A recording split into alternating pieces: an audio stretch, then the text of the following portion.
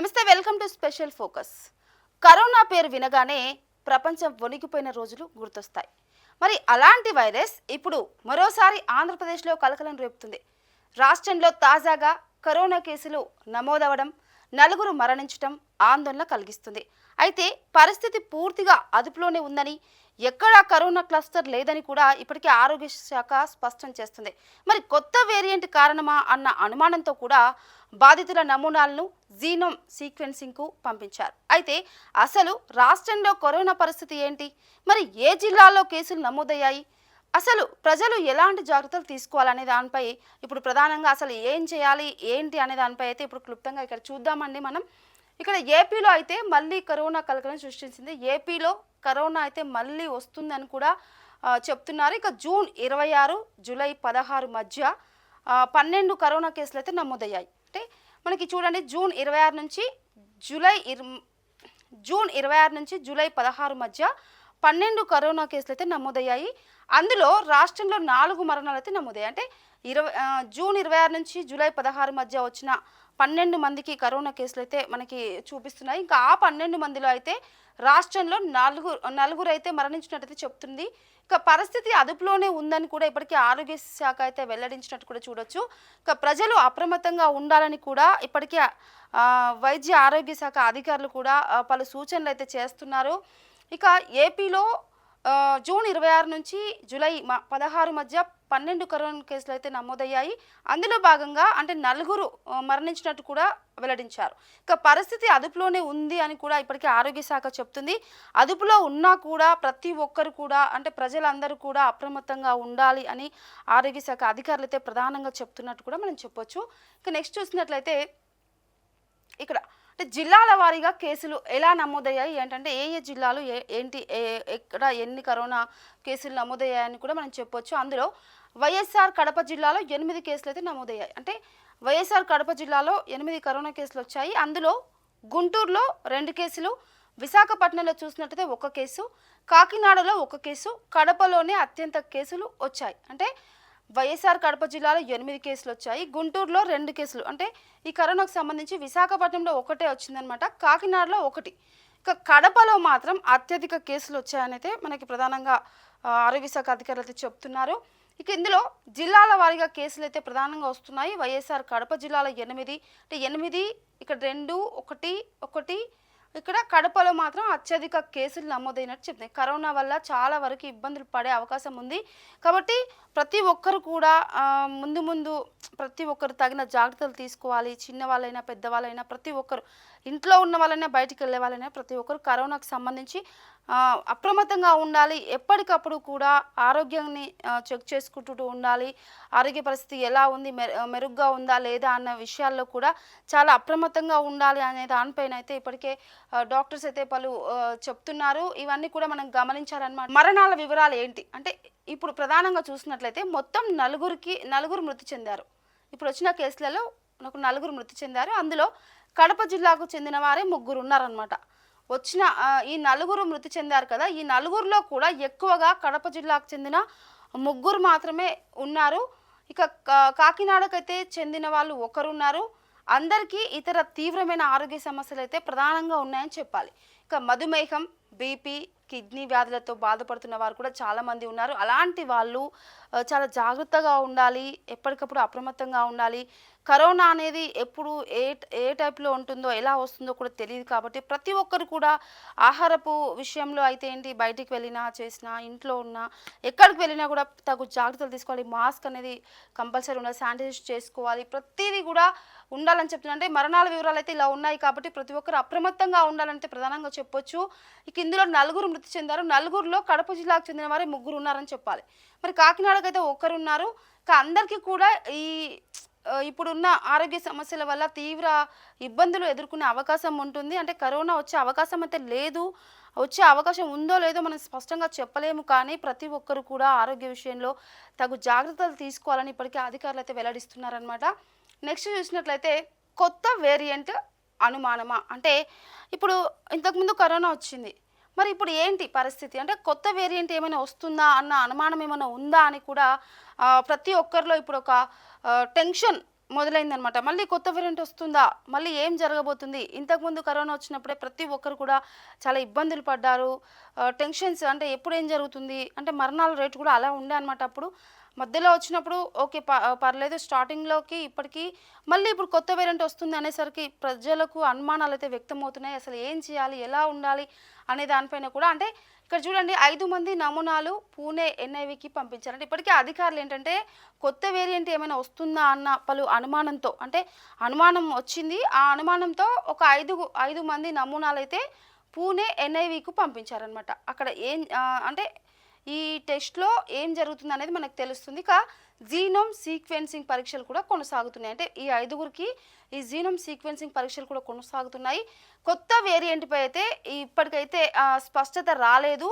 ముందు అంటే త్వరలో స్పష్టత వచ్చే అవకాశం కూడా ఉంది అని ప్రధానంగా డాక్టర్స్ అయితే చెప్తున్నారు. ఫలితాల కోసం ఇప్పటికే ఆరోగ్య శాఖ అయితే ఎప్పుడొస్తాయా ఫలితాలు అని అయితే ఎదురు చూస్తున్నట్టు కూడా స్పష్టంగా తెలుస్తుంది.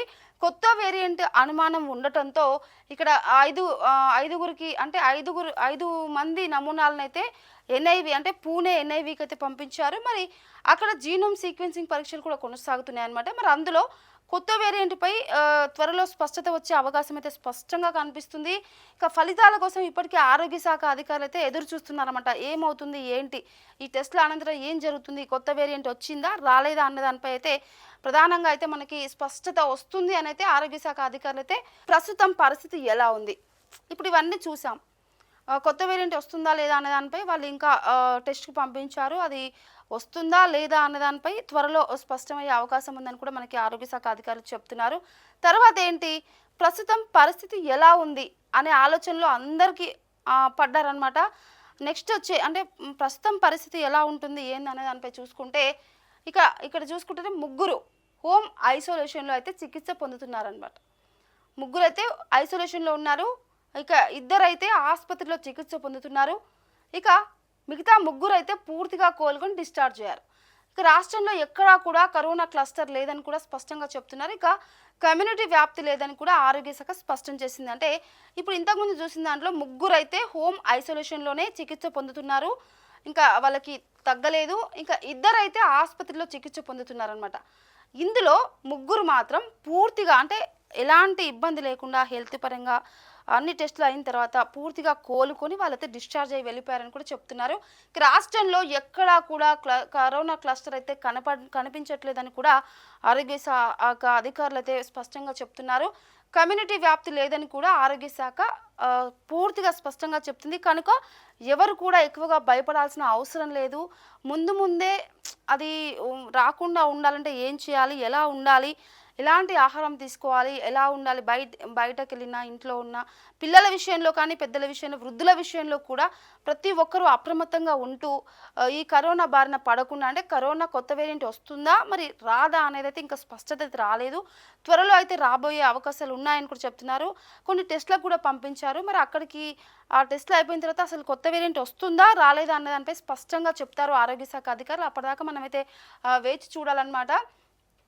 ఇక్కడ చూసుకున్నట్లయితే అసలు ప్రజలకు ఆరోగ్య శాఖ ఎలాంటి సూచనలు చేస్తుంది అంటే ఈ విషయంలో ప్రజలకు ఆరోగ్య శాఖ ఎలాంటి సూచనలు చేస్తుంది అనే విషయంలో చూసుకున్నట్లయితే ఆ సూచనలు ఏంటంటే ఫస్ట్ అంటే జ్వరం, దగ్గు, గొంతు నొప్పి ఉంటే వెంటనే పరీక్ష చేయించుకోవాలి. అంటే మనకి జ్వరం, దగ్గు, గొంతు నొప్పి అనేది ఒక రోజు లేదా 2వ రోజు 2 రోజుల తర్వాత కూడా ఆ మెడిసిన్ వేసుకున్నా ఏం చేసినా కూడా తగ్గలేదు అనుకోండి. అంటే 3వ రోజు మాత్రం ఖచ్చితంగా కూడా ఈ పరీక్షలన్నిటి చేయించుకోవాలని అయితే మనకి ఆరోగ్య శాఖ సూచిస్తుంది. శ్వాస తీసుకోవడంలో ఇబ్బంది ఉంటే గనక వైద్యులను వెంటనే సంప్రదించాలి. మనం శ్వాస తీసుకునేప్పుడు చాలా ఇబ్బంది పడుతుంటారు కొందరు. అలాంటి ఇబ్బంది ఉన్నప్పుడు వెంటనే మనము ఈ ఇబ్బంది ఉంటే గనక వైద్యులను వెంటనే సంప్రదించాలని కూడా ఈ సూచనలో ఉందన్నమాట.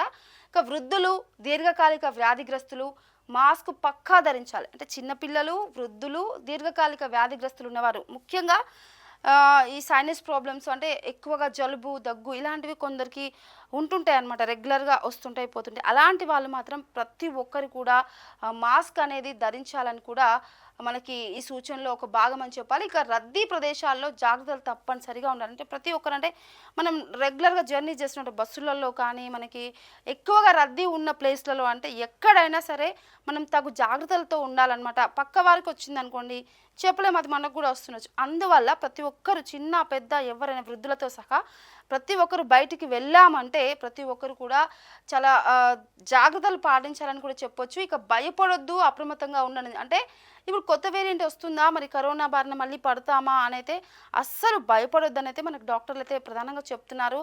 భయపడొద్దు, కానీ అప్రమత్తంగా ఉండాలి. భయపడకుండా అసలు ఎప్పుడు ఏం చేయాలి, ఎలా ఉండాలి, ఆరోగ్యంగా ఉంటేనే మనకి ఎలాంటి వైరస్ అనేది సోకదు. దానివల్ల అంటే మనం పూర్తిగా అవగాహనతో ఉంటేనే, ఆరోగ్య పరిస్థితి కరెక్ట్ ఉంటేనే ఏ వేరియంట్ అయినా మనకి రాదు.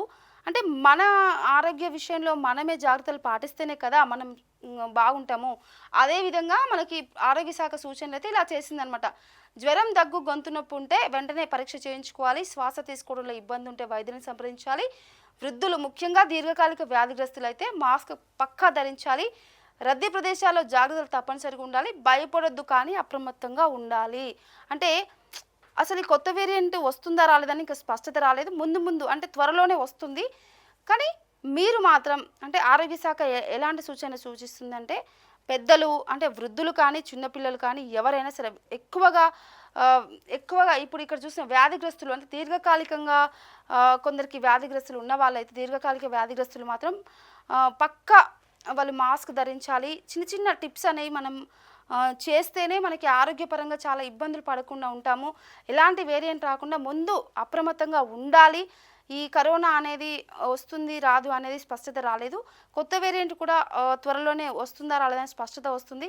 దీనిపై ప్రతి ఒక్కరు ప్రజలందరూ కూడా తగు జాగ్రత్తలు తీసుకొని ఎప్పటికప్పుడు అప్రమత్తంగా ఉండాలనైతే మనకి ఈ ఆరోగ్య శాఖ అయితే పలు సూచనలు అయితే సూచిస్తుందని. This is Manasa signing off.